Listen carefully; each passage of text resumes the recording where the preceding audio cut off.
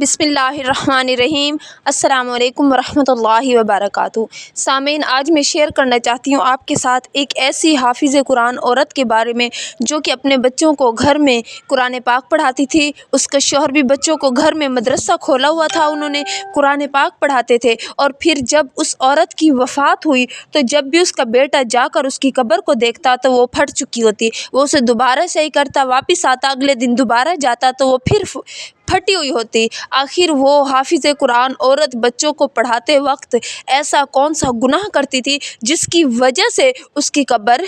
پھٹ چکی تھی؟ جب آپ اس واقعے کو سنیں گے تو آپ کی بھی رونگٹے کھڑے ہو جائیں گے اور آپ لوگ بھی توبہ و استغفار کرنے پر مجبور ہو جائیں گے۔ اشفاق نامی اس شخص کا کہنا ہے کہ میں بہت چھوٹا تھا جب میں اپنے گھر میں اپنے ماں باپ کو بچوں کو قرآن پاک پڑھاتے ہوئے دیکھا کرتا تھا۔ میں اپنے والدین کی اکلوتی اولاد تھا۔ میرے بعد میرے والدین کو اور کوئی بھی اولاد اللہ تبارک و تعالیٰ کی طرف سے عطا نہ ہوئی۔ انہوں نے مجھے انتہائی پیار محبت سے پالا۔ میں نے بچپن سے ہی گھر کا ماحول انتہائی دینی دیکھا۔ ہمارے گھر میں اکثر قرآن پاک پڑھائے جانے کی وجہ سے مکمل طور پر شریعت کی پابندی کی جاتی تھی، کوئی بھی دنیاوی خواہشات کے مطابق زندگی نہیں گزاری جاتی تھی۔ جبکہ میں جو تھا میں تھوڑا براڈ مائنڈڈ تھا، یعنی کہ جب میں تھوڑا بڑا ہوا میں نے اسکول جانا شروع کیا۔ اسکول جانے کے ساتھ ساتھ میں قرآن پاک بھی پڑھتا رہا۔ جب اسکول کی تعلیم حاصل کرنے کے بعد میں نے میٹرک کے بعد میں نے خواہش ظاہر کی کہ میں نے کالج پڑھنا ہے۔ ایف اے کی تعلیم مکمل کی اور پھر میں نے ڈاکٹری کی تعلیم حاصل کرنے کے لیے ملک سے باہر چلا گیا۔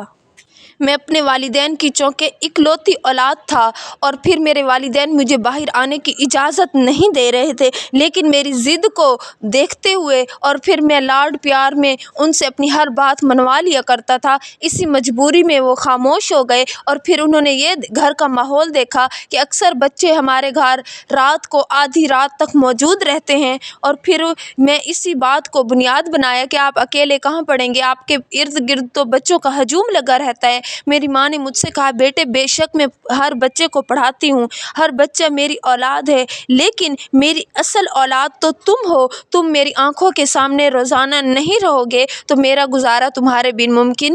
نہیں ہوگا۔ لیکن میں نے اپنی ضد کو جاری رکھا۔ تب میرے والد جو کہ مجھ سے بے حد پیار کرتے تھے، میری ہر فرمائش کو پورا کرتے تھے، انہوں نے مجھ سے اصرار کیا، بیٹا بے شک تمہاری ماں دن میں ہر بچے کے ساتھ لگی رہتی ہے، لیکن میں بطور باپ تمہیں اجازت نہیں دیتا۔ میں نے بھوک ہڑتال شروع کر دی۔ 3 دن لگاتار میں نے اپنی ضد کو جاری رکھا، تب جا کر میرے باپ نے اپنی ضد جو نہ بھیجنے کی تھی وہ تو چھوڑ دی، میری ضد کو مان لیا۔ اب میں جو وہاں سے آ چکا تو پھر میرے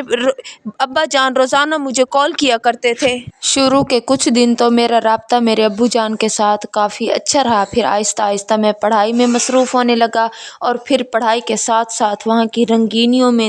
کھونے لگا، دوست بنا لیے، ان کے ساتھ چلنے پھرنے لگا، تو میرا رابطہ میرے ماں کے ساتھ اور میرے باپ کے ساتھ آہستہ آہستہ کم ہوتا گیا۔ اور پھر میرے رابطہ نہ کرنے کی وجہ سے میرے والد صاحب جو کہ مجھ سے بے انتہا پیار کرتے تھے، آہستہ آہستہ میری کمی محسوس کرنے لگے اور پھر وہ بیمار رہنے لگے۔ جب کبھی میری بات میری والدہ یعنی میری ماں سے ہوتی تو وہ مجھے سمجھاتی، بیٹا اپنے باپ کے ساتھ مسلسل رابطے میں رہا کرو، وہ تمہیں بہت یاد کرتا ہے، تمہاری وجہ سے اب وہ بیمار رہنے لگا ہے۔ جبکہ میں اپنے والدین سے دور تھا تو میں نے اس بات کا احساس چھوڑ دیا کہ وہ بیمار ہیں یا ٹھیک ہیں۔ میں وہاں گم ہونے لگا، پھر میں نے دوست بنا لی اور آہستہ آہستہ میں وہاں پر لڑکیوں کے چکر میں پڑنے لگا۔ جب لڑکیوں کے چکر میں پڑنے لگا، اب ایسا ہوتا کہ ہفتہ ہفتہ گزر جاتا اور میری بات میرے والدین سے نہ ہوتی۔ اسی طرح ہوا کہ 10 دن ہو گئے تھے، میری وہ بات میرے والد سے نہ ہوئی تھی کہ اچانک میری ماں کی آدھی رات کو کال آئی، جبکہ میں ابھی سونے ہی والا تھا، تو میں نے اس سوچ میں کال اٹھا لی کہ شاید امی جاگ رہی ہوں گی اس لیے کال ملائی ہے۔ جب کال اٹینڈ کی اور جو کچھ میری ماں نے کہا وہ میرے سر پر آسمان توڑنے اور زمین پیروں تلے سے زمین کھینچنے کے برابر تھا جب میری ماں نے بتایا کہ تمہارے ابو جان اب اس دنیا میں نہیں رہے۔ میں اتنا پریشان ہوا کہ وہیں پر گرا اور بے ہوش ہو گیا، اور پھر جب مجھے ہوش آیا تو 2 دن گزر چکے تھے، میرے والد کو دفنا دیا گیا تھا، اور میں ایسا بد نصیب نکلا کہ میں نے اپنے والد کا آخری چہرے کا دیدار بھی نہ کیا۔ اب میری والدہ اکیلی پڑ گئی تھی، وہ بار بار مجھے واپس بلا رہی تھی، اور چونکہ میں پڑھائی چھوڑ کر دنیا کی رنگینیوں میں گم ہو گیا تھا تو میں نے اپنی والدہ کی بار بار رونے کی اور فریاد کرنے کی بات کو دل میں بٹھایا، اور پھر سب کچھ چھوڑ چھاڑ کر میں واپس آ گیا۔ اب میں واپس آیا تو میری ماں چونکہ میرے باپ کے بعد بہت اکیلی پڑ چکی تھی، میں اپنی ماں کا خیال رکھنے لگا۔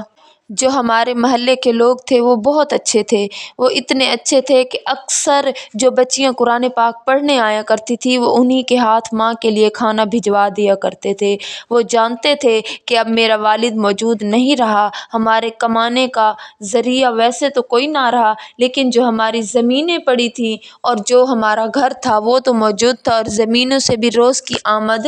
نہیں ہوتی تھی۔ اسی وجہ سے ہر بچہ کچھ نہ کچھ روزانہ کھانے کے لیے لے آتا تھا۔ اگر کوئی کسی جانور کو ذبح کرتا تو ہمارے لیے گوشت لے آتا تھا، کبھی کوئی مرغی کا گوشت لے آتا، اور کیونکہ بچے سبھی پڑھنے والے تھے تو اسی وجہ سے وہ اپنی استانی کو کچھ نہ کچھ مسلسل لا کر دیا کرتے تھے، جس کی وجہ سے ہمارا گزر بسر بہت اچھے سے ہونے لگا تھا۔ اور پھر ایک دن ایسا ہوا کہ میں گھر پہنچا تو میں نے دیکھا کہ میری امی جان جو ہیں وہ بچوں کو مسلسل پڑھا رہی ہیں، جبکہ مجھے بھوک لگی تھی اور کھانے کے لیے کچھ موجود نہیں تھا، تو میں نے فریج میں دیکھا کہ گوشت پڑا ہے، تو میں نے اٹھایا اور اسے پکانے کے لیے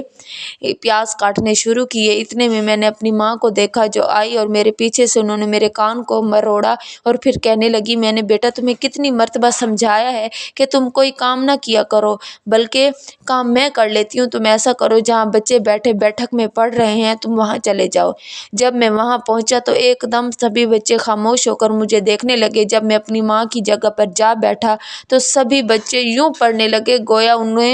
انہوں نے کسی سانپ کو دیکھ لیا ہو۔ سب مسلسل پڑھتے رہے، حتیٰ کہ 1.5 گھنٹہ گزر گیا تو میری ماں وہاں پہنچی اور مجھے کچن میں بھیجا کہ جاؤ کھانا کھا لو، اور خود واپس بچوں کے سبق سننے شروع کر دیے۔ اکثر ایسا ہوتا تھا کہ میں اپنی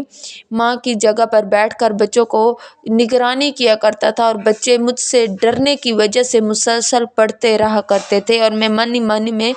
ہنسا کرتا تھا کہ دیکھو کتنے معصوم چھوٹے بچے ہیں جو مجھ سے ڈر کی وجہ سے سر بھی اوپر نہیں اٹھا رہے۔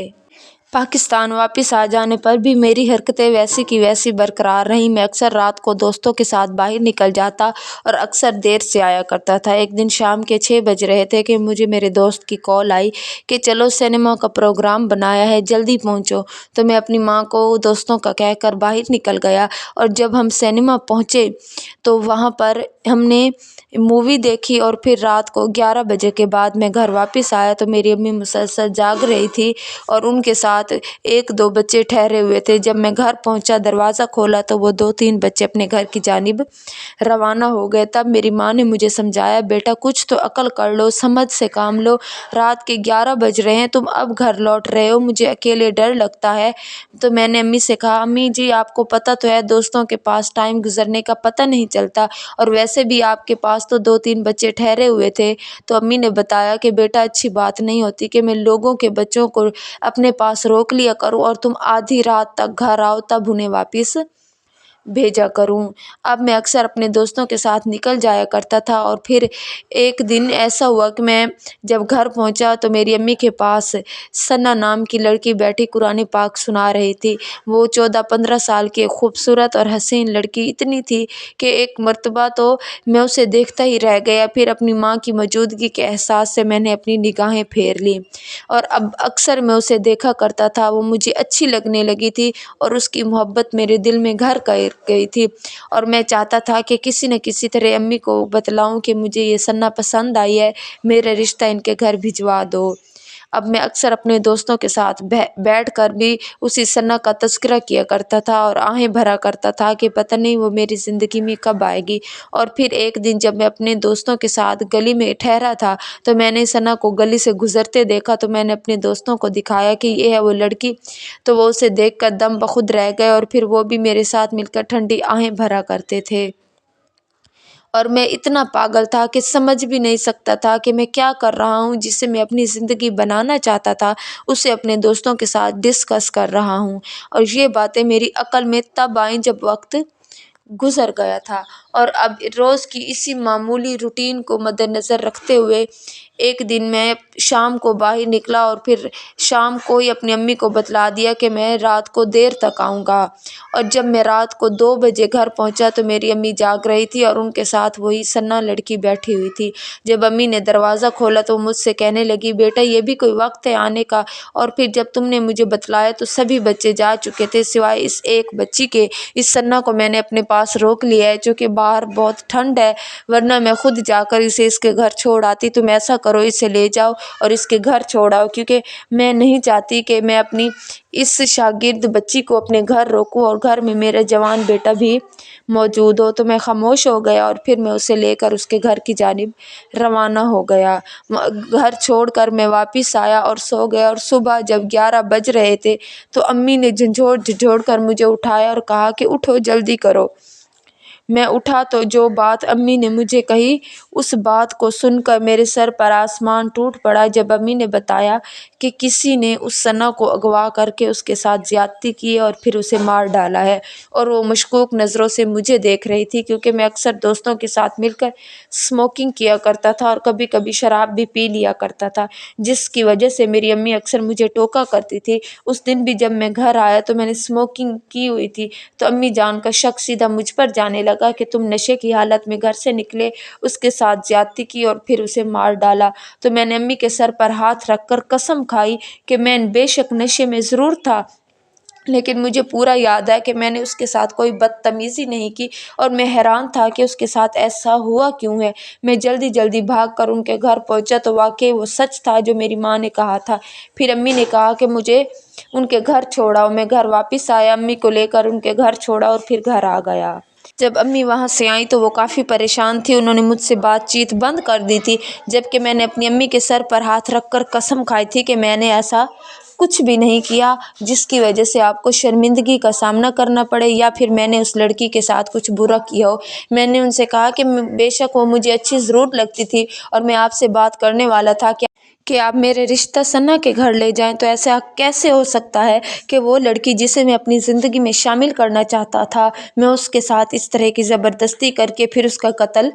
کیسے کر سکتا تھا۔ اسی بات پر امی جان ناراض ہو گئی اور اپنے کمرے میں جا کر بند ہو گئی، اور جب صبح بار بار میں نے دستک دی اور دروازہ نہیں کھولا تو میں زبردستی دروازہ کھول کر جب اندر داخل ہوا تو دیکھا کہ میری ماں بھی اس دنیا سے رخصت ہو چکی تھی۔ اب مجھے احساس ہوا کہ والدین کا سایہ کیا ہوتا ہے۔ میں بہت ہی اکیلا پڑ گیا تھا، ایک طرف تو میں باپ کو کھو چکا تھا، اب ماں کو بھی کھو دیا، اور وہ لڑکی ثنا جس سے میں محبت کرتا تھا وہ بھی 2 دن پہلے اس دنیا سے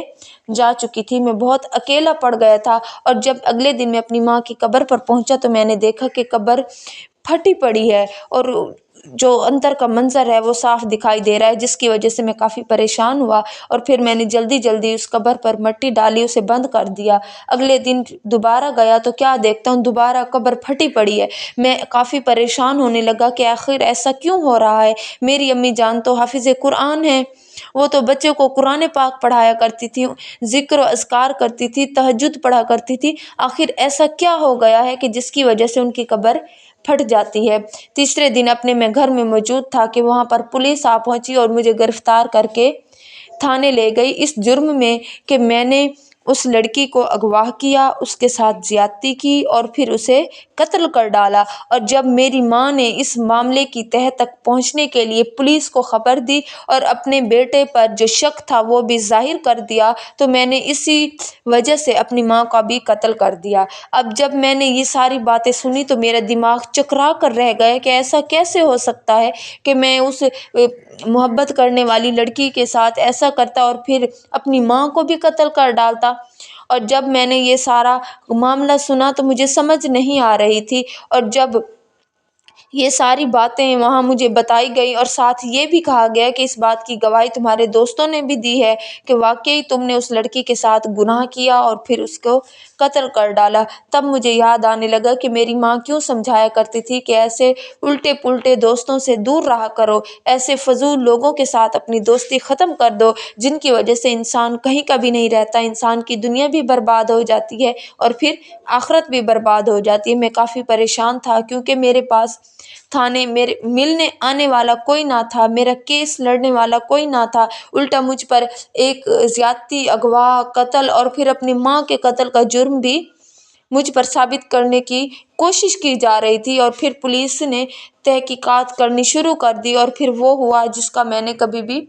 نہیں سوچا تھا، کیونکہ پولیس نے سراغ لگا لیا کہ جن دوستوں نے میرے لیے یہ گواہی دی ہے کہ واقعی میں نے اس لڑکی کے ساتھ برا کی ہے۔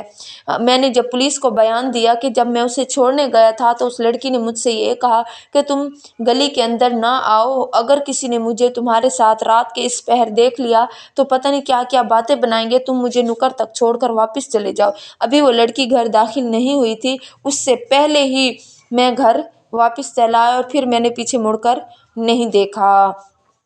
اور پھر جب پولیس کی تحقیق ہوئی اور پھر میرے دوستوں کو پکڑ کر لایا گیا، تب وہاں پر یہ انکشاف ہوا کہ جب میں اس ثنا کو چھوڑ کر واپس آ رہا تھا تو خاموشی کے ساتھ ان لڑکوں نے مل کر، میرے دوستوں نے آگے بڑھ کر اس ثنا کو اغوا کر لیا، کیونکہ انہوں نے اسے دیکھ رکھا تھا۔ آدھی رات کو وہ میرے ساتھ ہی تو آئے تھے، میں اپنے گھر داخل ہوا اور وہ اپنے گھروں کی طرف چل پڑے، اور جب میں اسے چھوڑنے کے لیے جا رہا تھا تو شاید انہوں نے مجھے جاتے ہوئے دیکھ لیا تھا، لیکن میں نے اپنے دوستوں کو نہیں دیکھا تھا، تو ان دوستوں نے مل کر اس ثنا کو اغوا کیا، اس کے ساتھ زیادتی کی، پھر اسے مار ڈالا۔ اور پھر جب اس بات کا میری ماں نے واویلا مچانا شروع کیا اور پھر پولیس کو بھی بیان دیا تو انہوں نے خاموشی کے ساتھ آدھی رات کو میرے گھر کے اندر داخل ہو کر میری ماں کی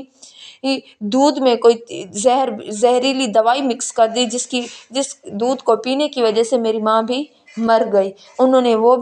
میری ماں کو بھی مار دیا اور پھر میرے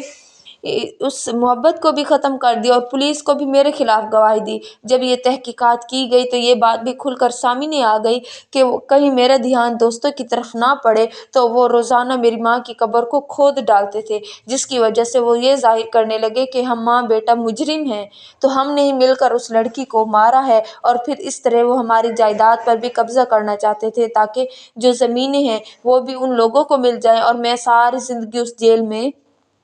سڑتا رہوں۔ اب جب یہ ساری باتیں کھل کر سامنے آ گئی تو پولیس کو انہوں نے یہ بھی بتلا دیا کہ قبر کو بھی وہی کھودتے تھے تاکہ اس جرم میں لوگ ان پر تھو تھو کریں اور پھر ہماری جو معاشرے میں رہی سہی عزت تھی وہ بھی ختم ہو جائے۔ تو اللہ تبارک و تعالیٰ نے میری عزت میرے والدین کے صدقے سے اس طرح برقرار رکھی کہ جو میرے گناہ تھے وہ میرے والدین کی گئی نیکیوں کی وجہ سے اور ان کی مانگی گئی دعاؤں کی وجہ سے میرے گلے کا توق بنتے بنتے رہ گئے تھے۔ میں نے تب وہاں سچے دل سے توبہ کی کہ میں کبھی بھی آگے کوئی گناہ نہیں کروں گا۔ میں اپنے ماں باپ کو تو کھو چکا تھا، اب میں کوئی ایسا گناہ نہیں کروں گا جن کی وجہ سے وہ اس دنیا سے تو چلے گئے ہیں، اب ان کا نام برا ہو۔ تب مجھے رہائی مل گئی اور میرے دوستوں کو گرفتار کر لیا گیا اور انہیں